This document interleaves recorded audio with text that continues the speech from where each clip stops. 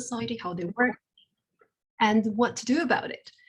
So I'm very excited that today we're joined by a wonderful set of very distinguished speakers who are working on various aspects of structural oppression, what makes it endure, and how to change norms and societies for the better.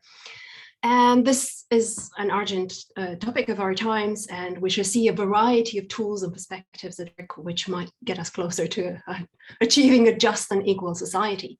Today, we're joined by Katharine Gelber from University of Queensland, then Cass Sunstein from Harvard University, then Suzanne Benesch from Harvard University, Jennifer Luckey from Northwestern University, and finishing with Philip Petit from Princeton University.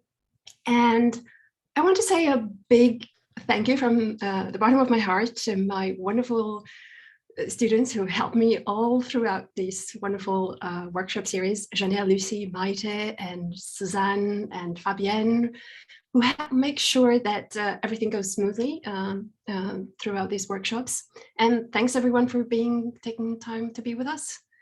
And quickly, just before we start, feel free to turn your camera on. It's good to see your faces, have a sense of an interaction, even though virtual, but keeps your mics muted unless you want to make an urgent intervention. And now, just as we want to keep to the time, without further ado, we're ready to start. And it's a great pleasure to introduce our first speaker, Katharine Gelber. So Katharine is a professor of political science, international studies, and public policy, and she specializes in governance and public policy. She works on free speech, in particular in the context of hate speech and discrimination. And also she's very much interested in counter speech in hate speech policy, and also on norms and institution and regulation of public discourse. Katharine has authored a wide range of articles and books, just some of which include Free Speech After 9/11, Speech Matters, Speaking Back, and she has co-edited with Susan Britton a wonderful book on free speech in the digital age. So Katharine, it's a great honor to be with you, to have you with us today. And the title of your talk is The Downsides of Speech as Expressive Conduct. Great to have you. Thank you, Mihaela, and thank you very much for the invitation. It's an illustrious group of people that I'm privileged to be speaking with today, and it's a real pleasure to be here. So thank you very much for the opportunity. Before going any further, I want to acknowledge that I'm making this presentation this evening on Yagara and Turrbal land, that is unceded land of the Indigenous peoples of this area in Queensland, Australia, where I live. I want to acknowledge that and pay my respects to their elders, past, present, and emerging. So when I was invited to speak at this forum, Mihaela was very generous and said that I could choose any of my existing pieces that were relevant to the topic. But one thing that's really been grabbing me recently is the issue of bakers and wedding invitation makers and florists, for example, mounting free speech cases, claiming that they ought not to be required they ought not to be stopped from refusing service to, for example, transgender or customers or same-sex couples as customers, because requiring them to provide that service amounts to enforced speech, compelled speech, and that therefore that is not okay. And when I first heard this idea, it actually, I don't mean to be rude or anything, but it actually kind of made me laugh. I thought, well, this is ridiculous, isn't it? Isn't this a ridiculous claim? And isn't this an easy claim to refute? And because, of course, governments always make decisions when they implement anti-discrimination law that the liberties or freedoms of people who want to discriminate are trampled upon, are restricted in order to achieve greater equality. But then I'm continually surprised by the fact that some of these cases are finding purchase. Some of these cases are winning. And often these cases are about religious freedom, of course. They're not always free speech cases, but some of them are free speech cases, and often even when they are religious freedom cases, they entwine religious freedom and First Amendment jurisprudence in particular, of course, in the United States. And so it does become a bit of a free speech issue. And so I really was curious as to the best way to respond. And as a scholar who has been interested for a very long time in the idea that speech is a type of conduct and much conduct is expressive, this then raised a challenge for people like me. I've spent the bulk of my career arguing that speech is a type of conduct and that much expressive conduct ought to be counted as speech. And of course, I'm not the only person who says that. They're relatively widely held views. So how do I respond to the baker? So intuitively, I find the baker's position to be oppressive, right? The idea that bakers or venue hire operators or florists or accountants should be able to refuse service to gay clients or to transgender clients on the basis that somehow it's an infringement of their free speech not to allow them to do that, that I find that I'm very uncomfortable with that. But then I thought, but how do we make that argument? How do we actually respond to that idea in an argument that makes sense in the context of the literature? So in the literature, there's a widespread acceptance of two propositions. First, that speech ought to be understood as occurring through a variety of expressive actions: wearing clothes, insignia, clapping, being deliberately silent, holding placards, banners, etc.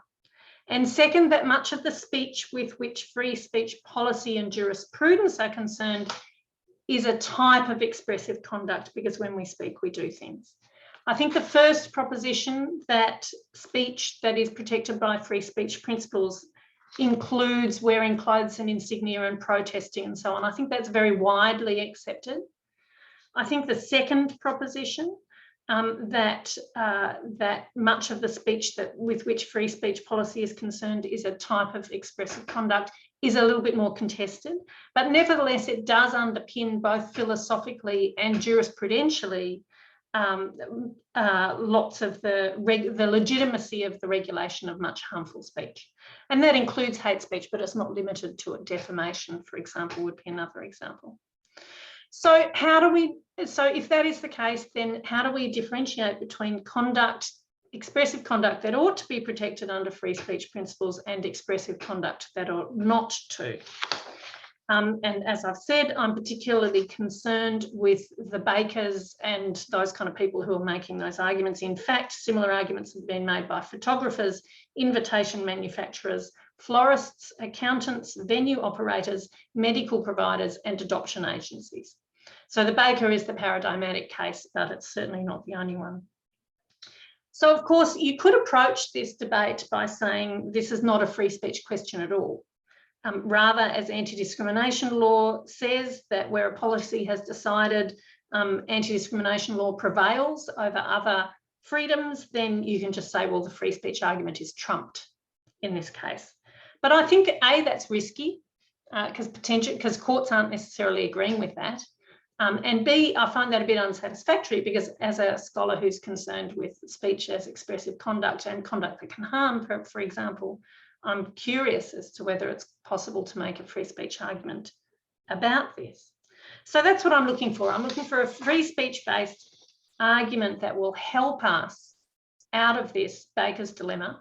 And that's why I call the paper The Downsides of Speech as Expressive Conduct, because I think there's a simple, but I would regard as not legitimate at all argument to be made, which is, well, he's baking a cake, he's not engaging in the kind of speech which we would consider to be expressive conduct. I don't think that will win us this debate. I think we need something better.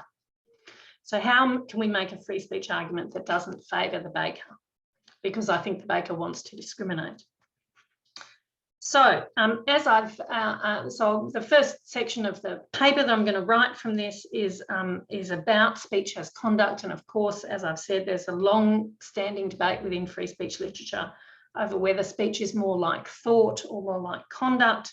and it's been accepted both in scholarship and in jurisprudence, that speech is often, at least the speech with which we're concerned when we're talking about free speech principles, ought to be considered more alike to conduct than to thought.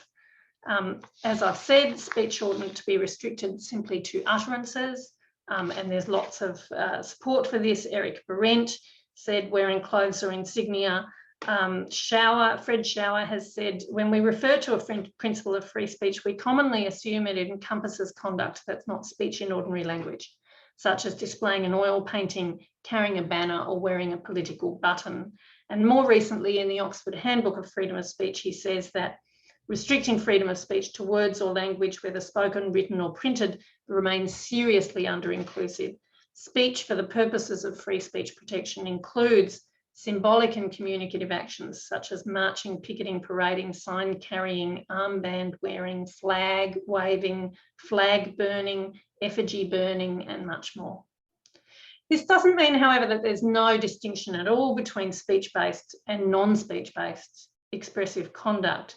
People, of course, express themselves in a variety of ways that don't fall under the coverage or the protection of free speech. For example, people choose to wear particular types of clothing, they choose a particular profession, they wear a particular set of glasses as a personal expression. Nobody regards that as expressive conduct for the purposes of a free speech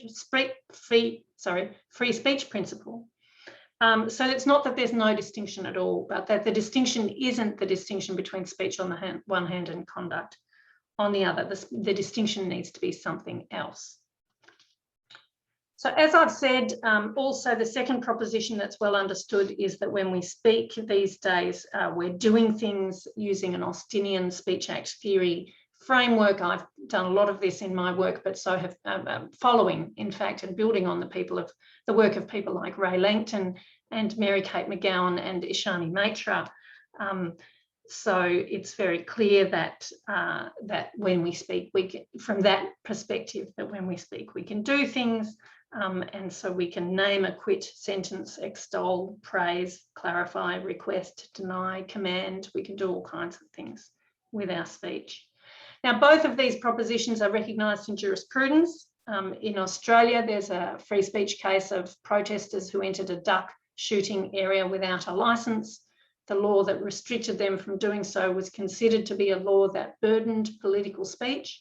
It was upheld as legitimate and valid, but that's a separate point. But it was a law that was considered to restrict speech. And in the United States, of course, wearing black armbands to protest against the Vietnam War was considered to constitute speech for the purposes of the First Amendment. There are other laws, such as those that prohibit the incitement of a crime, defamation laws, which recognise that when we speak, we can damage someone's reputation and that can have other material harms, such as the loss of income. And of course, there are hate speech laws that prohibit expressions that amount to a form of discrimination through words. So I think this is widely accepted that this speech conduct distinction is not straightforward, it's complex, that when we're looking at the type of conduct to be protected by a free speech principle, we need to look beyond the speech conduct distinction and we need to look in a much more nuanced way. In many situations, conduct that is expressive is considered to fall under free speech protections, and in the US Supreme Court, the so-called Spence test asks whether an activity is sufficiently imbued with elements of communication to be protected by the First Amendment, and that has been elaborated as whether an intent to convey a particularised message was present and whether the likelihood was great that the message would be understood by those who received it. And that, if you compare that to what I've already elaborated, that only represents part of it. Obviously, it does need to be communicative and it does need to be understood, but there needs to be more than that, because otherwise all conduct would be considered speech. So far I've said speech can be conduct. There's speech-based expressive conduct and there's non-speech-based expressive conduct. And in both cases, those types of conduct can fall under First Amendment protections and free speech protections. But of course, that doesn't mean all of it ought to be protected. There's an important distinction still to be made. and that is that you can't claim free speech protection for all types of expressive conduct. Robert Post says, and I quote, "Consider laws imposing criminal sanctions for the defacement of public property. Such laws do not bring the First Amendment into play. A defendant accused of defacing a city bus would not have a First Amendment defence. This would be true regardless of whether the defacement took the form of random blotches of colour or words like 'down with Clinton.' In the latter case, the defendant has satisfied the Spence test. His words carry a particularised message that's likely to be understood by the audience, but no court in the country would consider the case to raise a First Amendment question." And as Post notes, if the Spence test were to describe actual judicial practice, we would expect criminals routinely to attempt to immunise their crimes by endowing them with particular messages.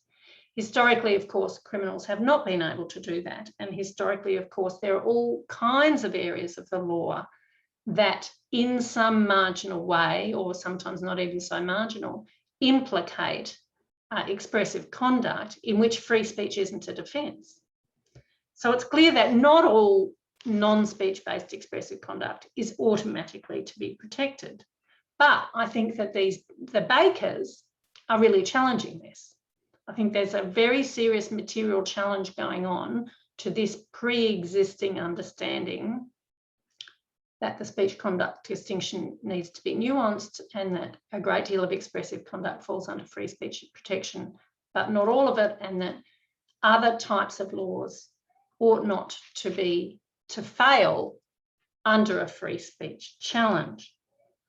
So what is that distinction? As I said before, there have been some new cases making their way through the courts that challenge the view that some actions, even if they have an expressive component, ought not to benefit from the protection afforded free speech. I think this is being stretched, this concept. When Post said no court in the country would consider there to be a First Amendment defence against defacing a bus, that may still be true, but I don't think it's any longer the case that no court anywhere would consider that there was no free speech defence to a baker wanting to discriminate. So typically these cases are ones in which people with deeply held religious views have argued they should not be prohibited under anti-discrimination laws from refusing services to same-sex couples or transgender clients. And they've made these arguments on free speech grounds. As I said, photographers, invitation manufacturers, florists, accountants, venue operators, adoption agencies have all made variations. The protagonists have argued that a prohibition on their refusing service to people whose views they disagree with due to personally held religious beliefs essentially forces them to engage in expression with which they disagree. And there's a First Amendment doctrine that a person cannot be required to engage in compelled speech. And under the compelled speech doctrine, they argue that making a cake or providing other goods and services is an expressive act, expressive conduct that deserves the protections afforded free speech. In these cases, the protection that they seek is the right not to be compelled to engage in the speech in question. It's still a free speech principle, it's still a free speech argument, and it's still a free speech protection that they seek, the protection not to be compelled to engage in expression with which they fundamentally disagree. The best known of these incidences is the masterpiece cake shop case.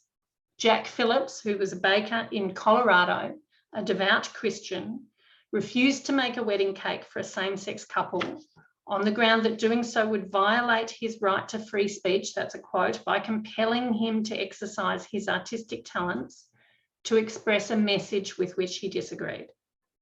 He argued being required to make the cake, he said, would have been a personal endorsement of the same-sex marriage that they were entering into and would violate his First Amendment right to free speech. The court ordered him to stop discriminating, and he appealed.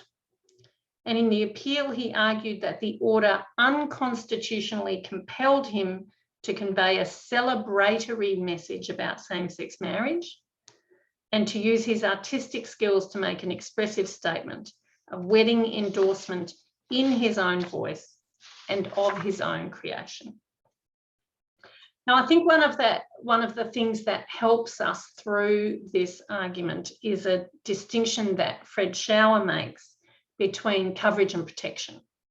So the coverage question in free speech is this expressive conduct in principle covered by free speech principles? And when I'm saying free speech principles, I don't mean the free speech principle as articulated by Fred Schauer. I mean the way in which free speech manifests and is protected in a variety of jurisdictions around the world, constitutional law, statutory law, etc., plus the philosophical arguments that underpin those laws that suggest that free speech is important and deserving of protection. So he says coverage is one question. Is a type of expressive conduct covered? And then separately, we need to determine, is it protected? Because it may be covered in general, but in a particular instance not protected because the law might be overbroad, for example, or there might be other reasons why the statute might fail. So he asks us to differentiate between those two things. And I think that helps us here because I think it's pretty, and I'd be very interested in your views, that making the cake succeeds in the coverage analysis. I think the baker is expressing something in baking a cake for a client. Whether it's protected or not is a completely separate matter. But I think that when we rest on the speech conduct conversation that I've just been talking about, the speech conduct literature, I think it's very difficult coherently to say that that literature allows you to say that the baker doesn't get coverage. I think that literature requires us to say that the baker gets coverage. And that's what the downside is of speech as expressive conduct. The baker is engaged in expressive conduct of some kind. So the real question, I think, is whether it gets protection or not. And I would be looking for a way to make an argument that it doesn't, because I find that conduct abhorrent and discriminatory, and I'm concerned with oppression. So I think the coverage question has to be answered in the affirmative if you subscribe to the speech conduct argument I've been making. And that puts me in a dilemma. So what about protection? I think there are three ways of looking at the protection side of the question. And I think the first two actually fall on the baker's side. Actually, I'm sure there are more than three, but I'm just going to talk about three tonight. And I think the first two fall on the side of the baker. And again, I'm not particularly comfortable with that, but I think they do. So the first is the harm argument. So outside of the United States, of course, it's very commonly recognised that hate speech is a regulable type of conduct on the ground that it harms its targets. So the harm argument for hate speech and the harm argument for defamation and the harm argument for most speech is that it harms the targets. It harms not the speaker who's engaged in it because they choose to engage in it, but it harms the targets. There are consequences, or sometimes the harms are constitutive, not consequential, but hate speech is harmful to targets by constitutively and causally doing things such as ranking them as inferior and so on. And silencing them and disabling their elocutions and so on. So I think in this case, it would be hard, if not impossible, to make an argument that a baker making a cake with which the message of which he or she disagrees incurs harm on the target audience that has requested the cake. And in fact, of course, this wasn't the baker's argument. So that analogy is not simply made. Nor did the baker argue that baking and decorating a wedding cake would harm him in the sense in which the harms of speech are understood in the literature, in the way I've just, in a very shorthand, outlined, that the harms are incurred on targets because the speakers acquire, because and insofar as the speakers acquire authority, either formally or informally derived from the environment within which the hate speech is uttered, that enacts, in McGowan's terms, oppressive permissibility facts, and those oppressive permissibility facts structure the environment in such a way that that people are ranked as inferior and are subordinated. And so that type of, I don't see that as at all analogous with the baker claiming to have been harmed by the speech itself, not by being compelled to make the cake, but by the message. The message of that cake doesn't harm the baker in that sense. It may offend his religious beliefs, but it doesn't harm him in that sense. So I think that the harm argument is a poor candidate on which to rescue us from the baker's dilemma. A second potential way of trying to get out of this dilemma is the argument made by Weinstein and Post, among others, which is that free speech principles say they apply generally to free speech, but actually what they apply to is public discourse. Public discourse, by which Weinstein in particular means, and both Weinstein and Post mean, political public discourse that is core to democratic self-governance, in which citizens are able to become informed about the choices they make. It's a democratic argument underpinning that. But they argue that although many people view the First Amendment in particular as providing protection, sometimes inconsistent protection, but for a very wide scope of free speech, in fact, what the First Amendment protects is public discourse. So they make that argument about the First Amendment, but it's also present in core theoretical arguments about free speech, in which it's recognised that private speech generally doesn't fall under the principles of free speech protection, nor does commercial speech, for example. What we're really talking about when we're talking about free speech principles and protection is about the protection of speech that's core to democratic public discourse and debate, which you can conceive more broadly or more narrowly, but nevertheless, that seems to be at the core of what is to be protected. So if this argument were to be helpful, we would need to ask, is baking a cake likely to be the type of expression that ought to be considered part of public discourse, and therefore more likely than not to fall under the protection of free speech principles? And again here, I think this argument helps the baker more than it helps me. That is to say, I think it's pretty likely that you could say that the cake, not centrally, but that the cake a same-sex couple being able to go to a bakery and order a wedding cake is part of the, obviously same-sex marriage has been a huge public policy debate globally, especially in the last 10 years. There have been significant changes to policy. There have been court challenges. There's been a whole great big public debate over it. So I'm not sure that you could just excise the cake from what you might consider to be public discourse or the creation of the cake. So I'm not sure. Again, I think that argument might help the baker more than people like me. So I reject those two arguments and I go to a third. And I think it goes back to the principle I enunciated earlier, which is about the nuance that we require in the speech conduct distinction debate, and the nuance that we require when thinking about which types of expressive conduct ought to get protection if we assume they get coverage. And this is a work in progress, this paper, so this is not completely thought out, and I'd be very keen to hear your feedback. So I think that the distinction might work something like this. On the one hand, we could conceptualize a type of speech as expressive conduct that has as its primary function expressions that contribute to public discourse, yet does not reach the threshold of an actionable harm comparable to other types of conduct that constitute actionable harm. And this type of expressive conduct would generally be likely to fall under the protections afforded free speech in any particular jurisdictional context. So expressive conduct that has as its primary function a contribution to public discourse and that does not reach the threshold of actionable harm. And then on the other hand, we could conceptualize expressive conduct that has as its primary function something other than a contribution to public discourse, even if a contribution to public discourse may be incidentally conveyed by it. And in that category,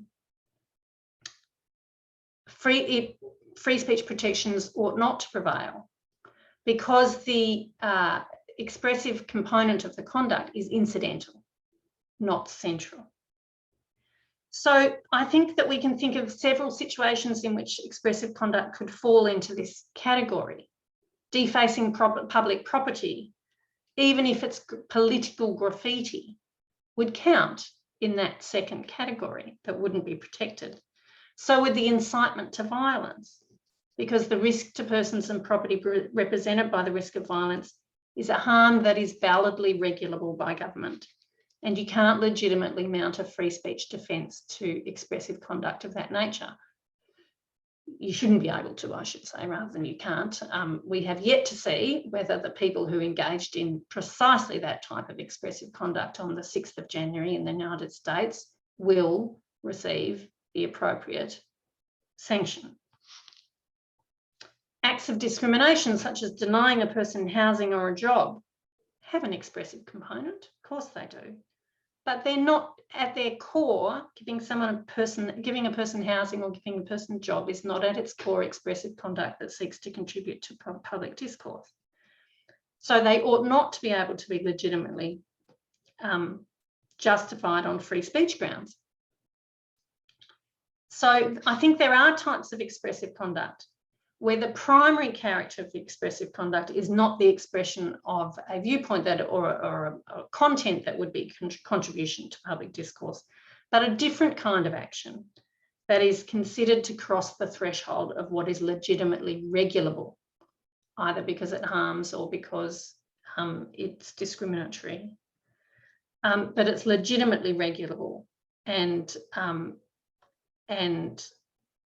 this type of speech as conduct would not tend to fall under free speech protection. So it would fall under the coverage, but it wouldn't fall under the protection. So that's where I'm up to. I'm going to leave it there. Timing's good.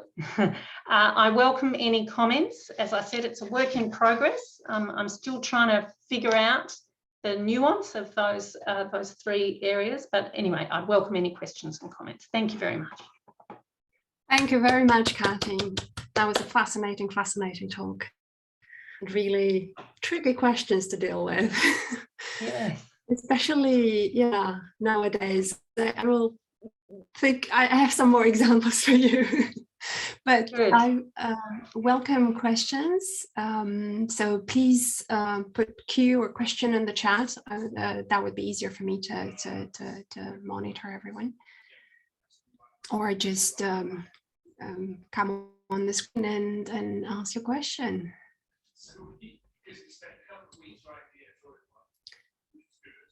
I guess by the time we see people coming and reacting, in a way, I'm still grappling with the question in front of us, and it's not an easy case to deal with. But one thing that kind of strikes me is the idea that we have indeed this idea of sort of gradation of harm.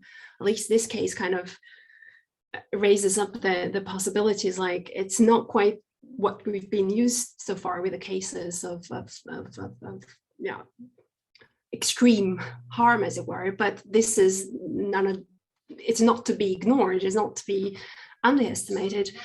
And well, one may raise, I think, the issue, is it harm or is it just offense?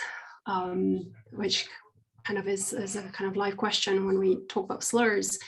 But what seems to strike me again is the idea that, yes, we have expressive content, but also what we deal with is a matter of like sharing resources. We are in the process of an exchange of goods, as it were, and clearly there are public goods, and one who's denied a certain good might feel basically he's denied the right that he would have. That is when the speaker of the has control over the access to those goods, to those resources. So in a sense, there is a sort of asymmetry and I wouldn't say power, but it's kind of, it's got that kind of template of controlling I want not to be forced to give you goods that I did for other reasons or something like that. So I think there is a certain that response can be taken as communicative, because it is taken as a denial of giving the goods that one would think is entitled to have them. Then I was thinking there may be also a difference between the type of, because in the case of the baker and producing a cake, we have as it were, the production of a celebratory message, as you said. But I encountered some stories of doctors who basically refuse treatment because they say, "Oh, I'm a Catholic. I disapprove of this kind of treatment that you are doing," or you mentioned adoption or things like that. Again, for a religious reason, they just kind of said like, it's my right now. There are many other doctors, go to them. But at the same time, as a patient, you would expect to receive the the treatment or the service, and being denied that, there is a sense of I've been somehow wronged. But it's indeed hard to make the challenge to make the response. Should the state intervene in these cases, or shall we kind of deal with it? Okay, I'm going to a doctor, I'm going to a different baker, and so on. But clearly there is a sense of, I don't know, being offended, in a sense offended, wrong, disappointed, or I don't know. I mean, it's interesting because, especially with these cases, because there is a variety of those goods somewhere else, their response can be, okay, I'm not offering that service or good to you, go somewhere else. I'm not sure if I'm making, and I think also the idea of contributing to the public discourse, and the fact that that contribution is incidental, that kind of is a, I'm not sure. I have I'm still thinking about, but I'm not sure if I make any sense. So you mentioned that the baker has the power, and of course in the analyses of when speech is capable of harming, of course power imbalance is really critical part of that analysis, because the capacity of a speaker to harm with their words is very heavily dependent on the power that they hold in that relationship. And so that insight that the baker has the power in that situation also mitigates against the baker being able to claim to be harmed by that, structurally harmed, or just in some way in that sort of harm of speech, in speech-based harms type argument, because it's the baker who has the power, not the customers who have the power. So that power imbalance is germane. I think it's germane and relevant to an analysis of the situation, and it further supports the idea that the baker can't claim to be harmed by being asked to make the cake, which counterintuitively then leaves the baker more strongly protected, right? Because there's no harm, so the speech should be protected. But there's a harm to the clients. Well, you say they could go elsewhere, but we don't use that in any other area. I mean, this is not a free speech argument; it's an anti-discrimination argument. But we don't use that argument in any other area of anti-discrimination law. This person's allowed to say no because you can go to another person. We say in the provision of public goods, in the provision of goods and services, you're not allowed to discriminate. So I don't think the fact that they can go somewhere else is very important. But I do think that power issue is very important to saying that the baker might be offended but not harmed. His religious sensibilities have been offended. He may even personally be offended. Of course, it's also the case that these cases are strategic. Right? These are not individual cases. This is part of a broad strategy by the right in democratic countries to undermine some of the civil rights protections that have been implemented since post-war, in the post-World War II era. And it's a deliberate strategy. And so as part of this strategy, they use the language of rights. Right. They used to use it, right? So now they use the language of rights. They use the language of victimhood. They use the there's another article to be written here. I haven't written it, but there's another article to be written here about the way, the strategic way in which the right is turning things on their head, and in a way that they mean the opposite of what they used to mean. And you know, cancel culture is all about that. It's all about turning something completely on its head so that it means the opposite of what it should mean. And it's almost a deliberate strategy to bamboozle us so that we lose sight of, you know, because the human rights discourse of the second half of the 20th century would, you know, turn in its grave at the idea that bakers should be allowed to discriminate and that somehow that's a human right. So there's a broader discourse there about rights that's being usurped and utilised by the right to try and win these arguments as a deliberate, broad strategy to undermine human rights protections. I don't know whether that'll make it into the paper. That's my view. I don't know that it'll make it into the paper. That might be a bit too broad. Yeah, definitely. Definitely there is something, manipulating the narrative as a word, but it's interesting that they make it about themselves as if they are the center of the, as it were, being wrong, or being compelled, as you say. Yeah. Yes. We have a comment, and I don't quite see here. Who is this from? Oh, Suzanne Mantel. I would be interested to hear more on why and whether the baker really,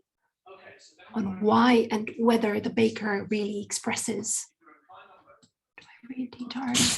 Yep, something positive about same-sex marriage when she bakes the cake for money professionally, not privately as a gift. So that's a very good question, and that might be another way, that might be another argument, right? That there's a difference between providing a service that somebody pays for and doing something of your own volition. So that's an interesting idea. I'm just responding off the top of my head. I haven't thought through the implications of that yet, but I wonder how stable that is as a point of differentiation, because the message is, so the celebratory, I mean, I don't know, like a wedding cake can just have flowers on it and no, you know, there's nothing that's necessarily has to be on a wedding cake that, you know, one of those plastic 2 grooms doesn't have to be on top, or 2 women doesn't have to be on top. It doesn't have to be anything on the cake that actually denotes that this is a same-sex wedding. And yet the baker still said, I won't do that because that's an affirmation of the same-sex marriage, and I don't agree with it. So I don't know that, I'd have to think more about it. It's a very interesting question, thank you. What do you think? I'd be interested to hear what you think about whether the fact that it's done under contract and paid for fundamentally changes the expression. I'm wondering if there are any analogies with other types of expression that people pay for. I mean, really, newspapers, you know, people pay for newspapers. Does it change the character of the utterances in the newspapers because it's been paid for? People pay for news content all the time, and yet it doesn't change its character as an utterance. Newspapers, of course, choose what position to take when they publish things, but they're doing it for money. Yeah. So that implies that the fact that it's being paid for doesn't substantially change the fact that it's an expression. It's an incidental expression, certainly, but I don't know if the fact that it's paid for changes that, because we pay for all kinds of it. We buy, we purchase, and we buy expression all the time. The news is the I think, clearest example. And the relationship, I think, is in a way different in that than the case of the newspaper, because you always have the option of exiting the relationship. It's not like you're, as it were, I mean, okay, yeah, one could say, yeah, you're not. You can also, yeah, exit from this contract with a baker. But I had the same point when you were talking about affirmative response to coverage in principle. I was thinking, indeed, a baker. And then you said like it's an expression of artistic talent and so on, and that seems to be a kind of a very personal endeavor. But I thought, like, what were we dealing here is indeed an exchange of goods, a monetary exchange at the end of the day. This is my business. This is what I do, and it's a monetary exchange for his artistic capacities, right? Somebody wouldn't pay me for a wedding cake, so they pay him for a wedding cake because he has the capacities. We get paid to do things that we're trained to do, right? Does it change is it just like journalists? I don't know that it changes the nature of it as an expressive utterance or as expressive conduct, although I think it's incidentally expressive conduct, not primarily expressive conduct. Yeah, it feels like it comes to power, to the idea of power. I choose to whom I want to give my services or my goods. Yes. And we have a comment from Una. Thank you very much for your talk, Professor. First, would you mind elaborating a little more on the notion of public discourse that you're using, and why is it opposed to private and commercial speech when the letter types have political implications for the health of democracy?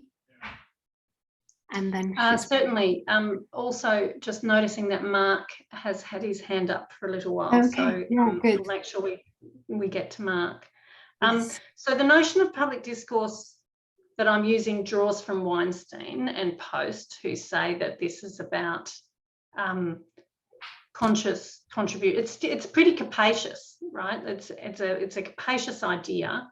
It's not unlimited, but it's pretty capacious because there are all kinds of things that you could imagine. So, for example, hate speech, in Jim Weinstein's view, hate speech falls into the concept of public discourse, which is one of the reasons why in the United States it should be protected. He makes an exception for face-to-face encounters because they're more like fighting words. But generic, broadly broadcast hate speech, most of it he would find, don't think I'm misrepresenting him here, he would consider falls into the rubric of public discourse because, discussions about racism and sexism and so on are part of public discourse, and they're part of how we become informed citizens and decide what we want to believe, not just who to vote for. So it's not narrow. It's not how we decide who to vote for. It's much broader. It's how we decide our conception of the good. It's how we decide what we want to believe and why we believe it. So it's how we become informed citizens in the broadest possible sense. I have written a piece in Contemporary Political Theory on this question of how difficult it is to define public discourse, or some people might try and call it political speech.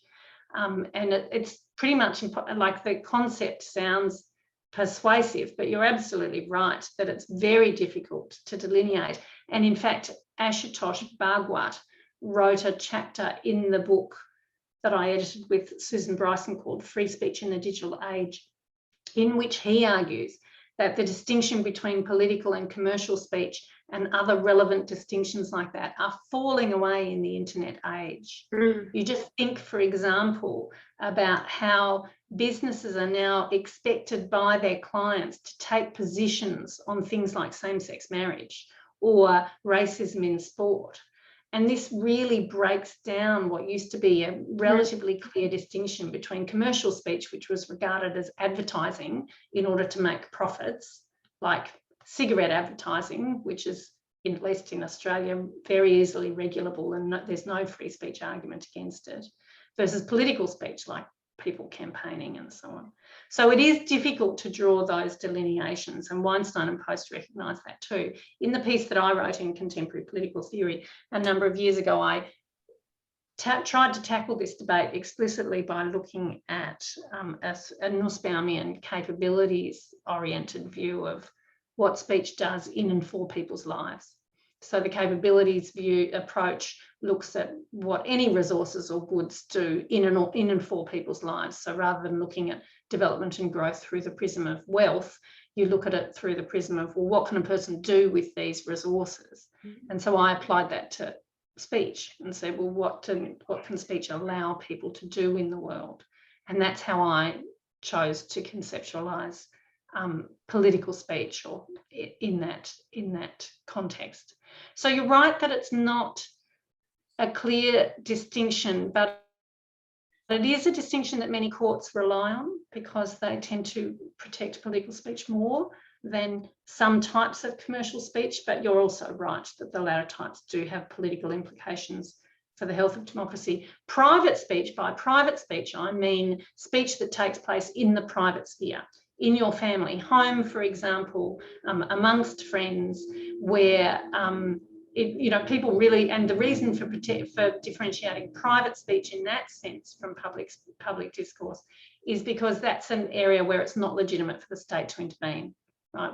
There has to be a private sphere of non-interference where the state can't legitimately intervene. So people can say racist things around the dinner table and the state's not going to come in and raid them, nor should it, because even though we might find that to be abhorrent, we need to find public ways of campaigning to change that kind of discourse and not, have this big brother Orwellian intervention. So by private speech, I mean in the private sphere, in the home, amongst friends, or those kinds of things. Again, the internet is breaking down that distinction because people have public Facebook pages, even if they think they're writing to their friends, for example.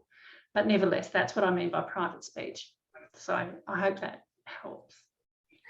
Yeah, if I can just, with two friends, the locker room speech, would that count as private because they're friends, or because they're in a public space, like makes it a public discourse? So the distinction I usually make is it reasonably foreseeable that a random member of the public could have overheard it? If it's reasonably foreseeable that a random member of the public, so for example, in Australia, there's a distinction in practice that's been made in cases where a neighbour has yelled racist abuse to their neighbour across the front fence, and that was considered to fall within the definition of a public act and therefore to be actionable. And then there was another instance of neighbours yelling at each other over the back fence, and that was not considered actionable because it was not considered to have happened in public, because it happened over the back fence between two properties, and the only people who reasonably could have heard that would have been the residents of both properties, and therefore that was not considered to constitute a public act of hate speech. So in Australia, for hate speech to be actionable, it has to happen in public. So I think the most useful, quite a useful way of looking at that is it reasonably foreseeable that random members of the public, so in a locker room of a private club, that would probably be considered private. But in the locker room, or at least in a bathroom at a football stadium, that would be considered public, because random members of the public can walk in and hear it. You don't have to show that they did, you just have to show it was possible. No, that's very useful. And we turn to Mark. I'm really sorry we took so long to come to you. Oh, not at all. This was actually just a brief comment on the question that was asked before, I think by Suzanne, about payment for these kinds of cases. I mean, I can kind of go both ways on this question, but a kind of case that might be useful for you is cases in which someone is very explicitly being paid to express something. Like on the internet, you can pay celebrities to like wish your friend a happy birthday. And it's there that saying happy birthday clearly isn't sufficient. You really want them to wish them a happy birthday. Then I wonder, I mean, in the case of the cake, I wonder if this is at all relevant. It seems like when you get a celebrity to wish someone happy birthday, if they don't understand what happy birthday means, they really can't do what you want them to do. But the baker, if they had sufficient skill, even if they didn't speak English, they could still write the right stuff on the cake, you know. I feel like the makers of the cake might not care whether the cake maker knows what the cake means, as long as it looks exactly like they want. Whereas with the celebrities, you really want them to understand and express their well wishes for your friend's birthday?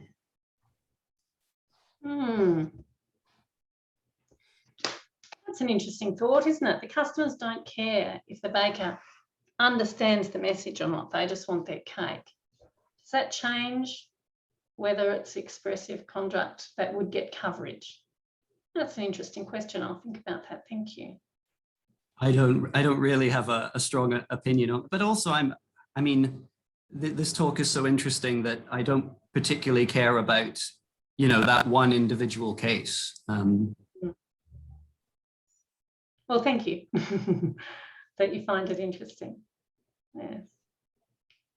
Oh, that's an interesting one. Yeah, but the topic goes beyond that one individual case. Yes, yes, it does. Do we have any more questions, Una? If you have your second question ready. Thank you so much. My second question, I was having issues fleshing it out, but I'll just say it as it is, all incoherent. Is there an educative component to your work? Like educating the baker to be less bigoted, maybe, and understand like the harmful implications of their work, or is education not something you're looking at? Like citizenship education. Yeah. That's really, so in my work on hate speech, I argue that there's a responsibility on policymakers to ensure that appropriate institutional and material support is provided to target communities and their allies to respond to hate speech, both to combat the silencing effects of hate speech and to allow them to combat the messages in the hate speech implicit in the message, which is essentially an educative response, a challenging educative response to the setting of norms by the hate speech. So in that sense, there's an I think that counter speech, I don't think it's enough to have a thin conception of counter speech that just says, well, if you don't like speech, just speak back to it, because that obviously underestimates the material consequences of the hate speech itself and places great responsibilities and burdens on target communities to be responsible not only for being targeted by hate speech, but then for resetting and for somehow gaining the social authority to reset the terms of the discourse and reset the permissibility facts, which is not fair and not realistic. So the responsibility is much broader, I think, in the community to respond to those types of harmful speech in a way that both combats the silencing by effecting people's speech and combats the messages by educating people. So is there an educative component to finding a free speech argument in which the baker wouldn't win? That's a good question, and I don't know. If the argument is your speech, while your cake, while it is only incidentally expressive conduct, that doesn't get coverage because it's only incidentally expressive conduct in the sense of being a contribution to public discourse. And so you don't get protection for it. You don't get coverage, or you do get coverage, but you don't get protection. I'm sorry, you do get coverage, but you don't get protection. I don't know that would educate the baker very much, actually. I don't know. I don't think it would. But maybe there'd be another way to educate the baker other than this particular component of the argument, again, in this particular way. I mean, obviously, more broadly, if you're interested in combating oppression, you have to try and reach those bakers. But I think the opposite is happening at the moment. I think that people like the baker are very empowered right now through global politics, particularly US politics, but also a number of other countries, to engage in this kind of rights abrogating discourse with increasing confidence, and to promote it as normal and robust and as the appropriate way to run liberal democracies in the 21st century. So I don't think that if the baker loses the case that the baker would regard this as educative at all. In fact, he just lost an appeal, so you know, this has been going on for years, and he's very deliberate about it. And as are a number of the other litigants, the florist Arlene's Flowers, who just lost or wasn't granted a hearing in the US Supreme Court. They're very strategic. They choose these cases. They want these cases. It sounds very kind of, I don't know, provocative, especially when like they take the trouble to go to court. And I think indeed there is a sense of kind of posture of power somehow, and kind of claiming the status of victim. I think in a way, for me, on the premise that like, okay, I refuse to give you my service because of my other beliefs, but there are plenty of others. And it's on, I think on that note, they can say, oh, I haven't done any huge damage because I'm not the only one, even though clearly there is a sense of being hurt, frankly, when you are in that's something very unsettling. Yes, I think so. We shall see how it goes. Yes. I'm sorry. Any other questions?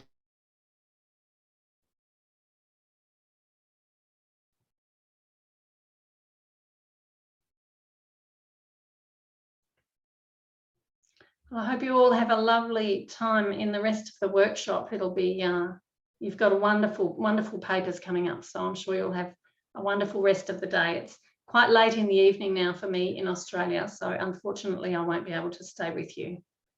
Thank you so much, Katharine. And it was so lovely to see you, and such a wonderful talk, very intriguing and lots to think about. So thank you so much. Thank you very much. Once again.